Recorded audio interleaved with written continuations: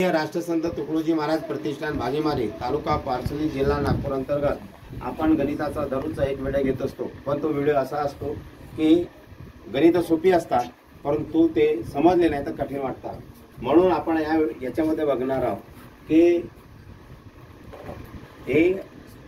ए ला का शून्य शून्याचा पूर्ण ठिकाणी वापर झालेला आहे।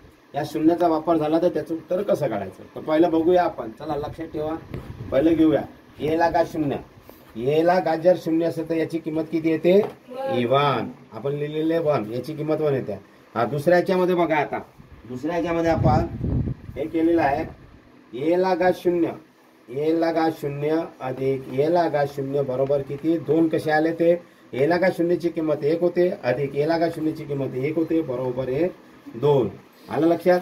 याप्रमाणे ते 2 झाले। आता ए ला का शून्य गुणिला ए ला का शून्य, ए ला का शून्य गुणिला ए ला का शून्य, याचं उत्तर 1 कसं येते? ए ला का शून्य याची किंमत 1 होते गुणिला ए ला का शून्य याची किंमत 1 होते। 1 गुणिला 1 केला तर 1 होते, म्हणून याचं उत्तर आलं 1। असे लक्षात घ्यायचं। आता त्याच्यानंतर ए ला का शून्य भागीला ए ला का शून्य, कारण की याची किंमत याची किंमत होते 1 आणि याची किंमत होती 1 भागीला 1 म्हणजे 1, म्हणून त्याची किंमत आली 1। अशा पद्धतीने लक्षात घ्यायचं। त्याच्यानंतर ए ला का शून्य वजा ए ला का शून्य म्हणजे ए ला का शून्य याची किंमत 1 वजा ए ला का शून्य याची किंमत 1 बरोबर 1 मधून 1 गेला 0 राहिलं, म्हणून इथे आलं 0।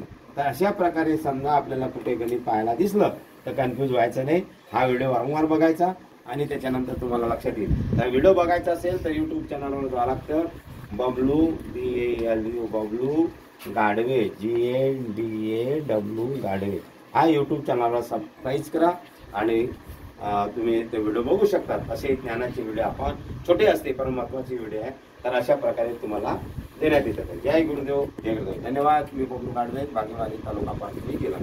जय गुरु।